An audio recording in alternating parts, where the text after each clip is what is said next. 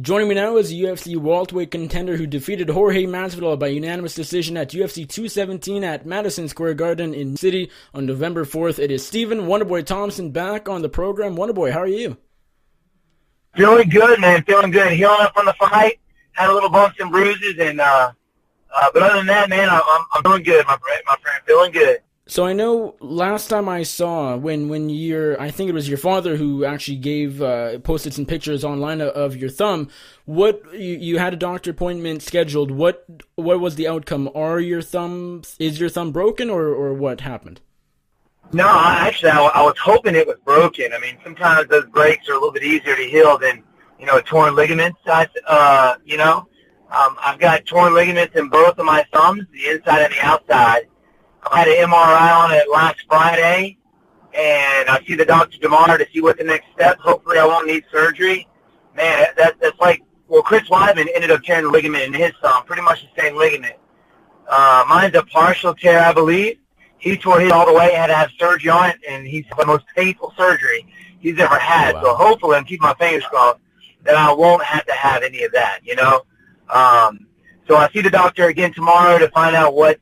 I'm hoping it's just physical therapy, and that's about it. Right. But I'm keeping my fingers crossed, man. As far as recovery time and when you would like, or when you would, be healthy again, is that what you'll find out tomorrow? Do you have any idea now before that appointment? Yeah. So hopefully we'll find out tomorrow. Okay. Hopefully it's not too much time, but we'll see. It really depends on the doctor and what he says I have to do. If it's surgery, it may be a little while. Not as long as the knee surgery that I had. It was like 8 months. But I think, I'm hoping it's only just 2 or 3 months and that's it. Right. Well. But we'll see. We'll find out tomorrow, bro. Awesome. Well, fingers definitely crossed. That would be terrible if you have to go through the surgery, especially knowing what Weidman said. If it's bad surgery too, that'd be really awful. But let's talk about the victory. You went there and you dominated Jorge Masvidal for lack of a better word. You did really, really well. I think, if I'm not mistaken, it was 30-27 across the board. There's been so many fights, it can't keep everything straight, but nonetheless, a dominant performance. You did really well on the feet against him. Did this play out as you expected? And ultimately, were you happy with the win?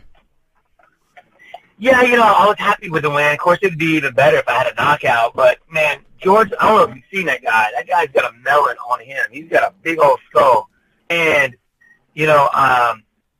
I knocked him down. I think it was the first or second. I'm not really sure with the side kick, and then I hit him with a 2, which dropped him. And he literally stood up smiling. Like, man, he's a very tough opponent. I knew he was going to be very hard to finish. But I was definitely went back and we watched the fight. I was happy with my performance, just in and out. And I felt great out there. He felt slow, to be honest with you, and I kind of felt that once I started getting on my body and started moving, it kind of put him into like a little shell. I kind of felt like he didn't know exactly what to do. Should he come forward? Should he just stay back? Every time he came forward, I hit him with some strikes, and every time he would stand there, I would have something for him as well, which is what we've really been working on, just letting things go, letting the hands, letting the feet fly. But yeah, man, it was tough. I would love to have a finish because every other fight on the card, somebody got knocked out or choked out. And I think mine and one other fight, I think went to decision. But man, I was just glad to be back out there. Being out for 8 months and having somebody different to prepare for, it was exciting. Now, I know there was no animosity between you and Masvidal, but, he's a guy who talks a lot. He likes to, say his fair share of trash talk and certain things. And I know his big thing is the easy money train. He's on Twitter and social media and all that. Was it at all kind of satisfying just to be able to shut him up a little bit? Because, again, you're sort of going in there. Of course, you're a favorite betting wise. You weren't the underdog, but you still sort of, the easy money train, again, maybe he overdoes it. Was it all nice just to be able to, shut him up in that regard, or are you too nice of a person to even, have satisfaction over that? Yeah, man, there wasn't a whole lot of trash talk or anything. There's like one thing he said, call me daddy's little princess, he's going to put me to sleep or something like that, but, that stuff doesn't really get to me. It doesn't really bother me. A lot of these guys got to put themselves in that mindset to actually have to go out there and fight. I don't have to do that. I just go out there and just fight, man. And I don't get emotional. But I understand he wanted to come up and wanted to take my spot in the division. He was ranked number 4. I knew it was going to be tough. So I was happy to get out there and really just put on a show for the fans, man. There was a lot of people out there. It's like, man, your karate style is just amazing. It's a lot of fun. I got some good feedback from it. But, of course, in my mindset, I always think I could have done better. It doesn't matter if it's a first-round finish or if it goes all the rounds. I always think I could do better. And that's just me, and that's what keeps me driving. It keeps me hungry and improving. And what was it like having your first 3-round fight since the Rory McDonald fight in June 2016? Just because, of course, your last 2 fights were both title fights against the champ, Tyron Woodley. Was it nice to be 15 minutes? Did it not really matter? What was that like?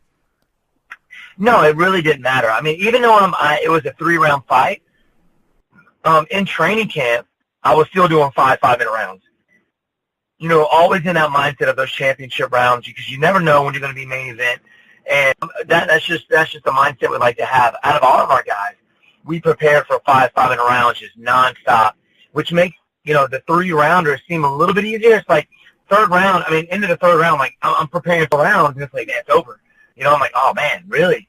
It kind of goes by. But the only difference between a 3 and a 5-minute round fight, the pace is a little different. You only got 3 rounds to get whatever you need to get in those 3 rounds. So it's almost like you're sprinting, with rounds. Yeah, man, I always prepare for those for 5-5s, even if I got a 3-round fight coming. And I bet it was nice to have a dominant win just because, again, the last 2 fights, one was a draw against Woodley, the other was a decision loss that could have gone either way. I bet it was really nice just to have a clear win, just in the sense that there was no chance of you getting robbed by the judges or the judges having a weird scorecard. It was definitely, all you in that fight, where it wasn't so much the case in the Woodley fights. I mean, those both could have gone either way. Well, thanks, man. Yeah, that's always in the back of my head. And, I want to go out there and put on a good performance and try not to leave it in the judge's eyes by, having a dominant win or a knockout. And it's great for me just to go to Madison Square Garden, be back there again, and lead with a W, in front of my fans there in New York City, which are phenomenal.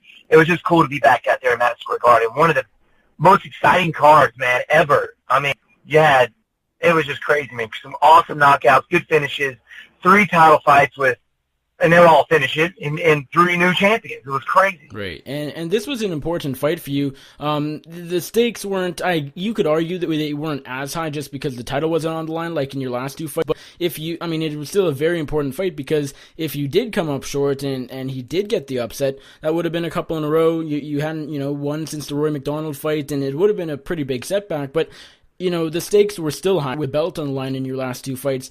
What with less pressure, how did that sort of compare to the Woodley fights? Was it nice not having as high of stakes, not as much to worry about, not as much pressure on you? Of course I'm always looking for that title shot. I'm not going to give up on it. But that it was a little bit more comfortable, a little bit more relaxing. You didn't have the media obligations that goes along with the title fight. So I spent most of my camp pretty much at home, and I brought everybody to me. So it was really relaxing, and I was really excited because it gave me somebody different. I was preparing for Tyron Woodley for almost a year, and it just gave me somebody else to break down, somebody else to prepare for, and I was really excited for this fight. Not just being at Madison Square Garden, being on one of the biggest cards of the year, but just giving me something different to prepare for and break down. That it just made it really fun for me. And of course, you were one of the few fighters that were on both this card and also the Madison Square Garden UFC debut, UFC 205, which was a year ago yesterday. Very, very, almost a year ago today. How did it compare? Not the fights themselves, not comparing the Woodley fight to the Masvidal fight, but the experience at MSG from 2016 to 20. How did the 2 events compare in your eyes? Well, I think the UFC 205 had more media, more hype around it. It was more excitement because it was the very first show at Madison Square Garden. It was the very first one, and they had broken records there. They broke Madison Square Garden records of sales and stuff. So it was just more exciting. But and the fan, I mean, leading up to the fight, it was more exciting. But this fight, the card was just way better. I mean, I thought that, you know, the fans left the show just satisfied with everything, the knockouts, the finishes, the all title fights going to finishes, the upset that came along with it. The fight card itself was just unbelievable. Of course, UFC 205, you know, you had 3 title shots. Of course, you had Conor McGregor on the card, which makes it even more exciting. But I think the UFC 217 was a better card. I don't know if you realize this, but I got to point out a pretty cool stat. There were 2 fighters that have fought in the UFC and MSG on both cards twice, you and Joanna. And interestingly, you're the only UFC that's fought there that's undefeated or is 2-0 at MSG. That's pretty cool. Thanks, man. I didn't even think about that. Heck yeah, bro. So, as far as what happens next, you immediately called out Robbie Lawler. That's the fight you want, the former champion. You wanted him before he lost the title to Woodley. You wanted, you know, that was after your Rory win. You wanted him now. He is booked to fight Rafael dos Anjos, as you know. He's fighting him December 16th. You, of course, don't know when you'll be able to get back in the cage. It probably won't be for a few months at the very least. Timeline-wise, you know, as far as fighting Lawler, would that happen after the RDA fight, early 2018? What makes this interesting is that Dana said that winner of that fight will get a title shot. So how do you see that work? How do you see that sort of, you know, working out? Because you want the winner of that, or you want Lawler, but if he wins, he'll get the title shot perhaps. Yeah, and there's a lot of things that are going on. I mean, you know, we've been kind of going back and forth, booking fights kind of with each other. You know, we never really had a timeline where we kind of come up at the same time to actually make that fight happen. I mean, me and Robbie Lawler, you know, I was a huge fan of his for a long time, fighting in Strikeforce and everything, watching him, their opponent. That's somebody that I was looking to actually fight for the title. I didn't expect Tyron Woodley to actually go out there and knock him out in the first round. But me and him have been going back and forth with the number 1 seed. You know, I was ranked number 1. He ends up beating Cerrone. He gets pushed to number 1. Then we both get number 1. Then he goes back to number 1. Now I'm ranked number 1. Because there's not a real, you know, solidified number 1, you know, seed. So I'm like, man, you know, how cool would it be? That'd be very exciting. But to solidify that number 1 spot, instead of having me and him going back and forth, let's just me and him both settle it out, you know. That was kind of going through my head at the time. Didn't know the damage done to my hands until, you know, the next day after my fight. But, you know, if he goes out there and gets the win, you know, I think they're trying to, I don't know, but this is just rumors. I hear they're trying to get Colby Covington the fight for the title. I know Dana White said the winner of the and Lawler fight will get it. I don't care if it's the loser or the winner. I'm looking, you know, forward.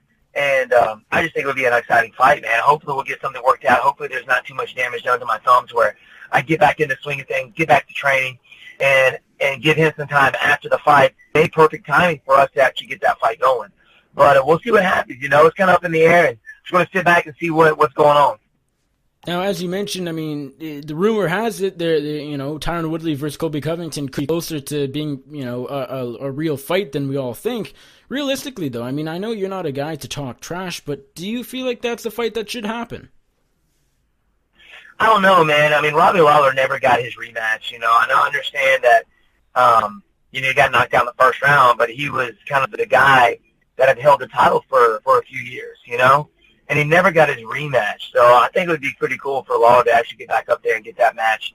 I mean, but, hey, you know, Colby Covington's making some noise. You know, he's talking a lot of trash. And, you know, he beat the number 3 guy, just schooled him.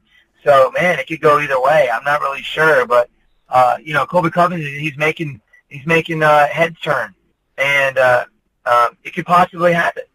Now, you know, again, the welterweight top 15 was very sort of foggy. There isn't, you know, as you said, there's not a clear number 1 contender, even though right now, you know, number 1, your name is next to number 1. You've been flipping with Lawler, as you talked about.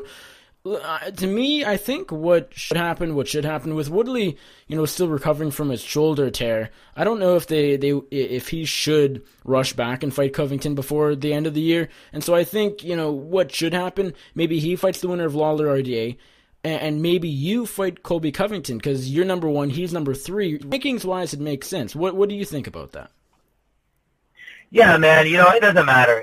Anybody that's up there, of course, you know where I'm set. I want Lawler, but, if he does get that next shot, well, then you never know, man. Anybody in that top 5 are just monsters. You know what I mean? I'm keeping an eye on every one of them because you never know who I'm gonna face off against next. And it could be Colby, it could be Lawler, it could be RDA, it could be Condon, it could, you know what I mean? It could be any one of those guys. And because that's what makes the 170 division so exciting, because you just got monsters in that division, and there's not a real set number 1 contender. And it's just, man, I think it's the most exciting division in the UFC. If Lawler loses to RDA next month, which is possible, a very close fight, he will no longer be flipping back and forth with you for the number 1 contender. Unless, Colby Covington comes out with another big win, you will clearly at that point, rankings-wise, be number 1. Would the Lawler fight still interest you, or only if he beats RDA? It don't matter. It doesn't matter. I've always wanted to fight Lawler. Any one of those guys, win or lose. Lawler's a guy that I think would be a very exciting fight, man. Right. Or RDA, like any one of those guys. It really doesn't matter. I not getting up on that title. I think me and Lawler, I think it would be just an awesome, exciting fight. And a lot of of my fans say, hey, man, make that thing happen, make it happen. And I just think it would be really cool to actually step out there, because I've been a huge fan of his for a very long time. So, yeah, man, it doesn't matter. Any one of those guys, let's get it, man.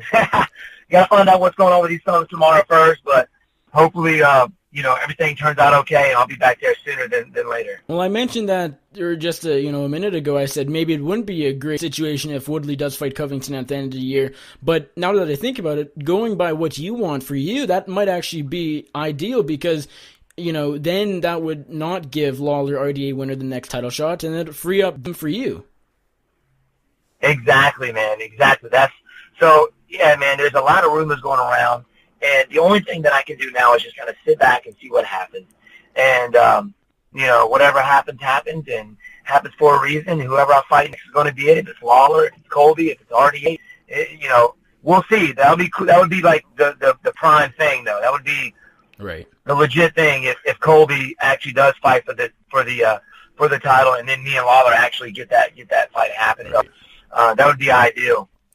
And then, of course, as you're very well aware, last week Dana White went out and did an interview and said that the plan is for you to fight Darren Till.